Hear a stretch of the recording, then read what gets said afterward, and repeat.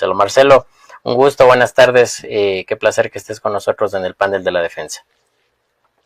Muy buenas tardes, más bien el gusto es mío poder acompañarlos en este espacio y poder profundizar un poco el debate al respecto de lo que sucede en nuestro país sobre la designación de autoridades. Marcelo, justamente para empezar, yo estaba haciendo una primera aproximación a este pedido de revocatoria a Fantoni por incumplimiento de funciones. ¿Tú crees que en realidad el CPCCS, no solamente su presidente, ha incumplido sus funciones en el sentido de que no ha designado a las autoridades debidamente en los tiempos que corresponden? Sin duda que sí hay un incumplimiento de funciones, no solo por los tiempos que han transcurrido para que sean reemplazadas ciertas autoridades, sino incluso de propias resoluciones que ha tomado el Pleno del Consejo de Participación Ciudadana, en el cual ya se establecían plazos y obligaciones al respecto de estos procesos de designación.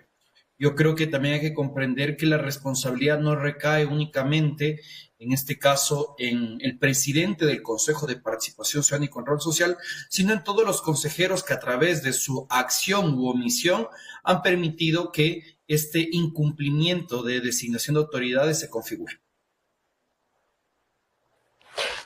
Marcelo,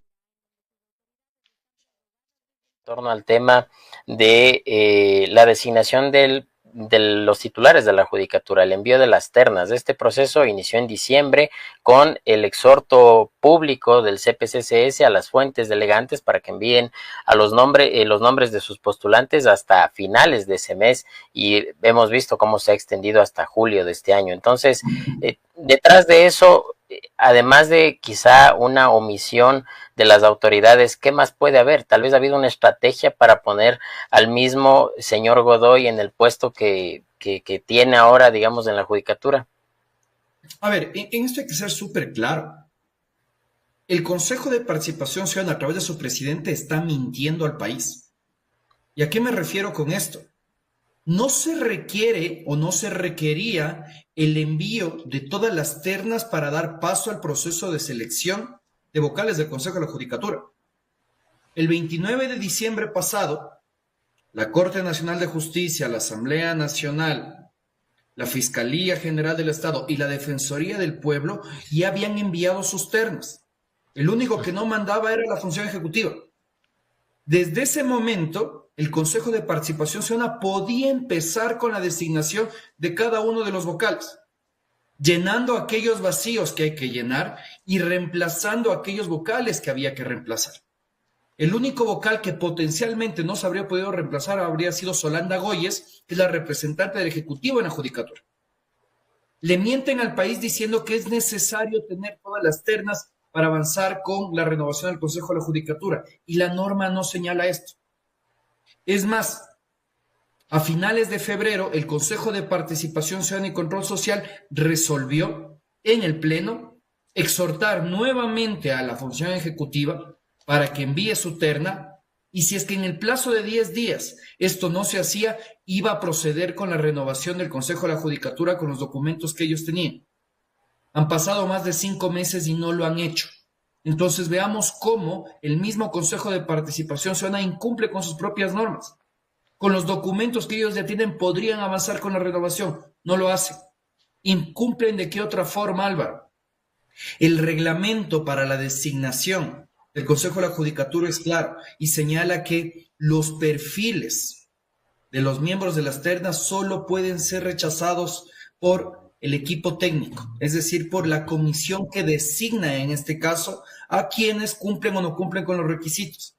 Y esto lamentablemente no se hizo. Por ejemplo, en el caso de Edison Toro, el Pleno de la Asamblea Nacional decidió resolver que incumplía, el Pleno del Consejo de Participación Ciudadana decidió resolver que incumplía con uno de los requisitos, nuevamente yéndose en contra de la norma.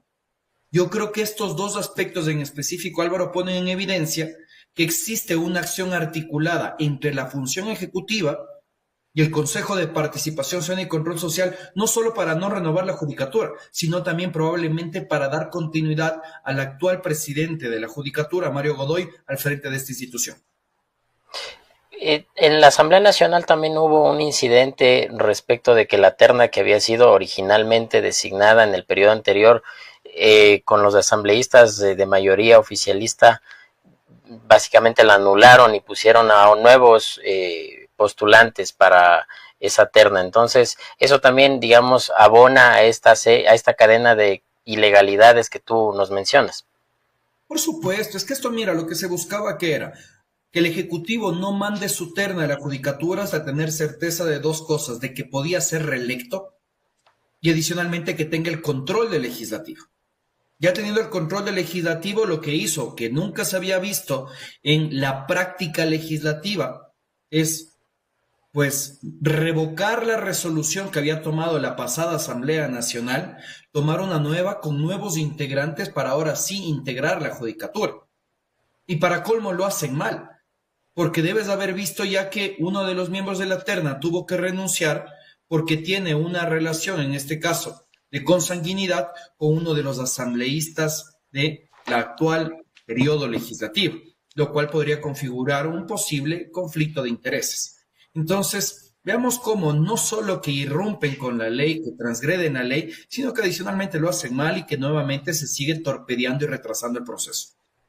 Sobre hacerlo mal, ha habido varias renuncias de los miembros de las ternas. Hubo una renuncia de uno de los miembros del doctor Marco Rodríguez de la Corte Nacional, justamente anticipando que este proceso no garantiza que se privilegien méritos y la expertise técnica, sino que ya casi que es una decisión tomada la del CPCCS en torno a designar a Godoy.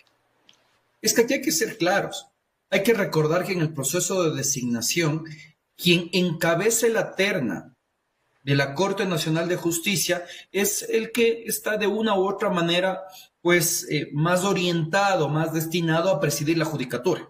Es decir, que la presidencia de la judicatura sale de la terna de la Corte Nacional de Justicia.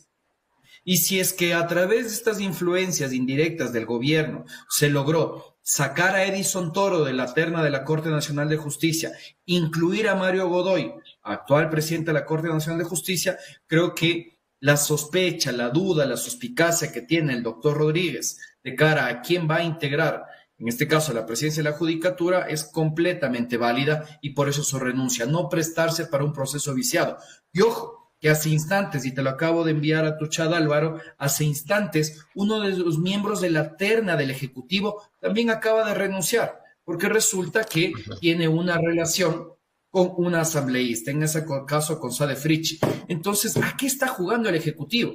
Está consciente que está designando miembros de terna que claramente van a ser desvinculados en algún momento, para que de una u otra manera se escoge específicamente a quienes ellos quieren que integren la judicatura. Estamos viendo un proceso indirecto de cooptación de funciones del Estado. Pero poner a miembros que abiertamente están inhabilitados o que tienen algún impedimento para aceptar esta delegación, entonces significa que están pateando la pelota más adelante para continuar ganando tiempo, quizá desde las funciones del Estado, sobre todo la presidencia, ¿no? Eso es preocupante, porque mire, estamos, por ejemplo, al mismo tiempo con un juicio político en contra de Solanda Góez. Juicio político que podría dar como resultado su destitución como vocal de la Judicatura. ¿Vamos a tener un Consejo de la Judicatura que funcione con dos personas? ¿Que las decisiones únicamente se tomen entre Yolanda Yupanqui y Mario Godoy? Más aún con la última reforma que se hizo al Código Orgánico de la Función Judicial que permite la declaratoria de emergencia del sector justicia y que va a permitir designar jueces a dedo. Lamentablemente esto está pasando por debajo del radar. No se está poniendo atención a que se están metiendo las manos en la justicia. En el 2011 ya Rafael Correa nos dijo a los ecuatorianos, déjenme meter las manos en la justicia, y vimos cuál fue el resultado. Y ahora se está haciendo lo mismo por parte de Daniel Noboa y ni por si acaso creo que el resultado pueda ser distinto. Tú mencionabas un tema que me parece muy importante casi al comienzo de esta entrevista, y es que el Consejo de Participación y su presidente han mentido en el sentido de que han podido avanzar este proceso, pero no lo han hecho porque no han tenido impedimento legal para, a pesar de que el presidente de la República no enviara su terna, continuase el proceso de revisión de requisitos de las demás ternas.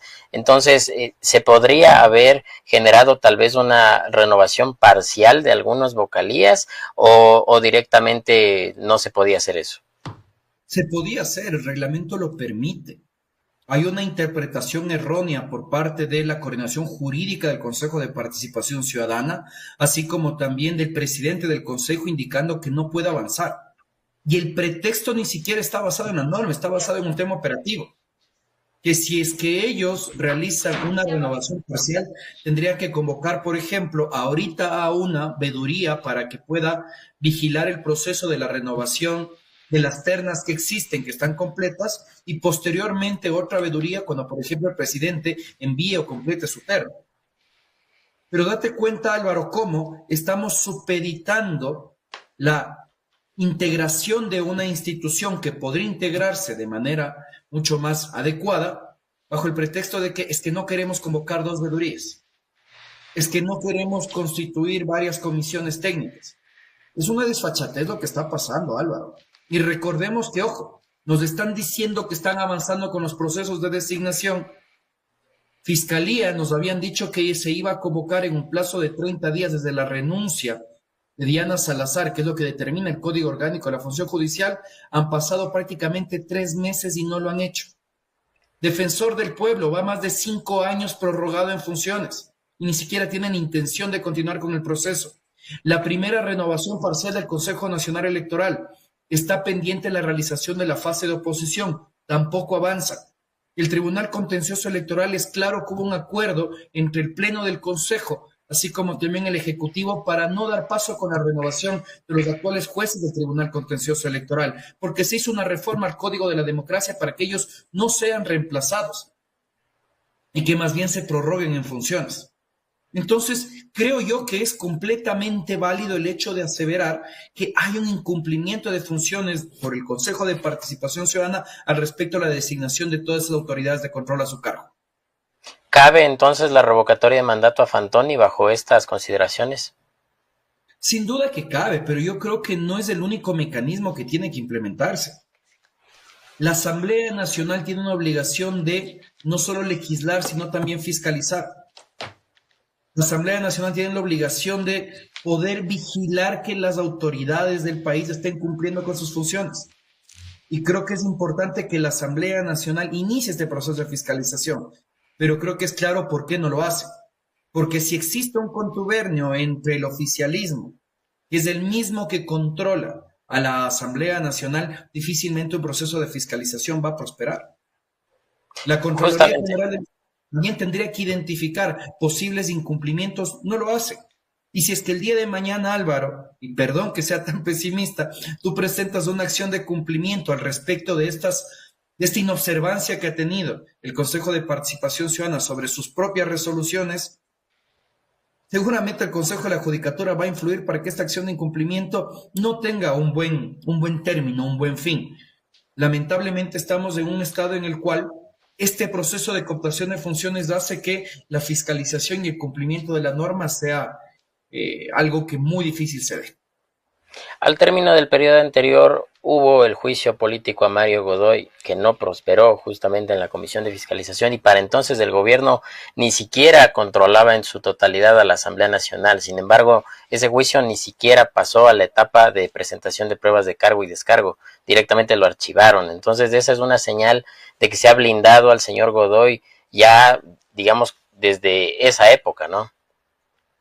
Sí, sin duda que sí, y también hay que ver cuáles eran los argumentos por los cuales se planteaba ese juicio político en su momento.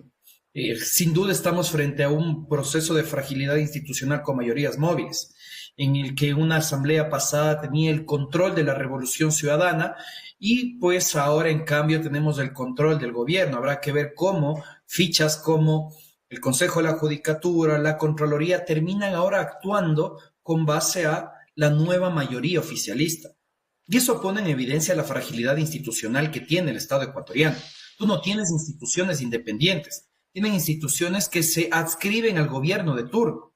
Y eso hace que lamentablemente esto no funcione como un Estado en el cual se garantice la independencia de poderes y este checks and balances que es tan importante.